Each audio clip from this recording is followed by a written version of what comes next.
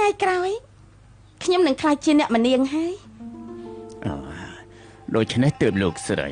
ប្រឹងអស់ពីសមត្ថភាពបោះសម្អាតការរារាំងគ្រប់បែបយ៉ាងរបស់អ្នកប្រុសធំកាលពីមុនខ្ញុំមកក្រុងយាករកអ្នកប្រុសធំក្រែងលោកម្ចាស់អ៊ូក៏ឲ្យអ្នកប្រុសធំកំចាត់ខ្ញុំដែរតា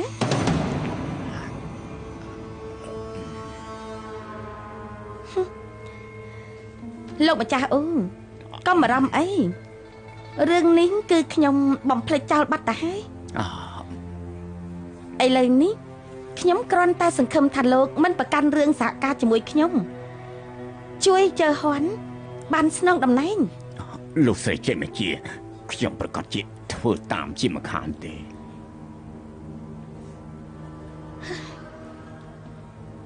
ឥឡូវភាពដែលរាំងស្ទះធំជាងគេគឺយ៉ាងសៀវ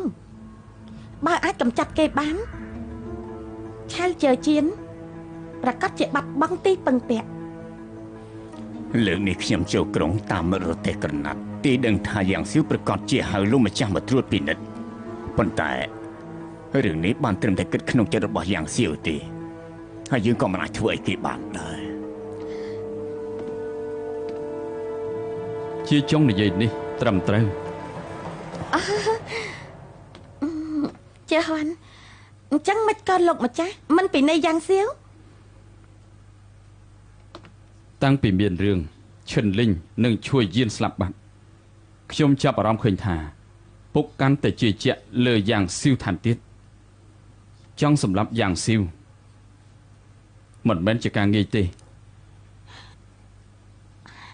តែបើមិនកំចាត់គឺមិនអាចផ្ដួលរំលំបកពួករបស់អ្នកប្រុសទី3ទេអ្នកប្រុសធំសូមជម្រាបក្រុងហ្វាងជួបគ្រោះថ្នាក់ឆាវយិនចាត់មនុស្សមកសុំតបជំនួយសូមអបអរអ្នកប្រុសធំឱកាសបានមកដល់ហើយ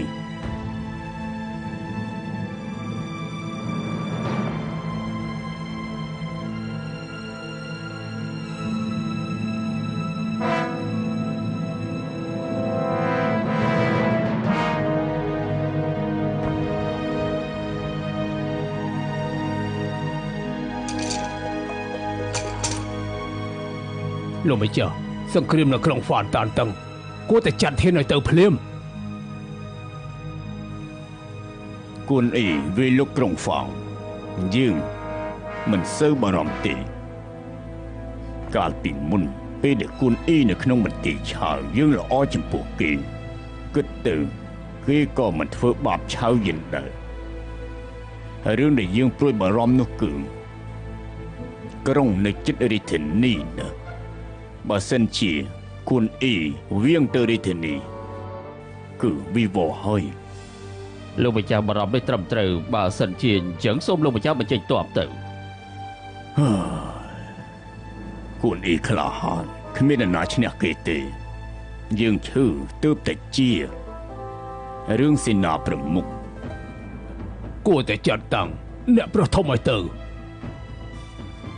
ជំរាបលោកម្ចាស់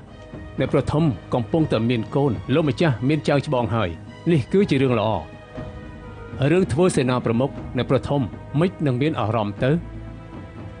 ម្យ៉ាងទៀតអ្នកប្រុសធំធ្លាប់បាននិយាយថាគាត់អត់មានចិត្តស្នងតំណែងទេចំពោះអ្នកដឹកនាំកងទ័ពអត់មានទឹកចិត្តមោះមុតមិននឹងកើតដូច្នេះខ្ញុំយល់ថាលោកម្ចាស់គួរតែចាត់តាំងអ្នកប្រុសទី3ទៅយើងទើបតែមានចៅប្រុសម្នាក់នឹងទេគិតទៅឆៅភីជាឪពុករបស់គេអត់មានអារម្មណ៍ឡើងសមរភូមិទេលោកម្ចាស់យ៉ាងធ្វើតាមសម្ដីរបស់លោកឲ្យជឿជាដឹកនាំទ័ព 100000 នាក់3ថ្ងៃក្រោយវាលុកក្រុងវ៉ានលោកម្ចាស់ឆ្លៀសវៃ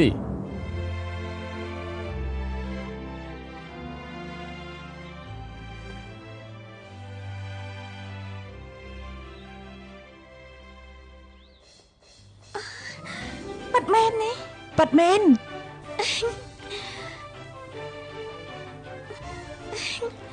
អញថាលោកម្ចាស់ឲ្យចាជៀនធ្វើសេនាប្រមុខប៉ាត់មែនណាអ្នកនាង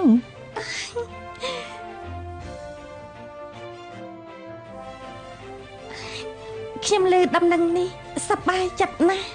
ធ្វើសេនាប្រមុខតំណែងខ្ពង់ខ្ពស់អ្នកប្រុសមានសមត្ថភាពពូកែអស្ចារ្យប្រកាសជាអាចវាយលោកក្រុងជួយឆៅយិនអបសាទណាស់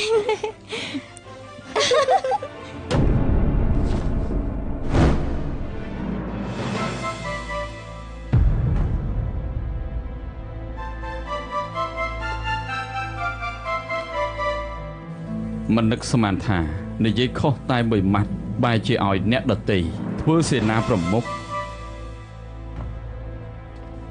ខ្ញុំកាន់តែគិតកាន់តែក្តៅក្រហាយ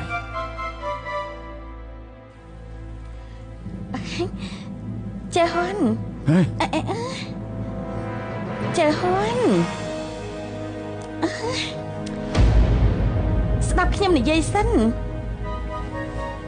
កុំអាលខឹងកុំអាលបារម្ភអី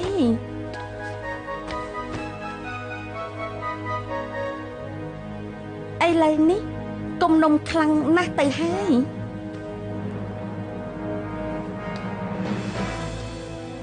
អូចាប្រកាសជាអាចជួយកាត់ឲ្យបងបានគឺកុំតែសម្រាប់យ៉ាងស៊ីវចោលទេ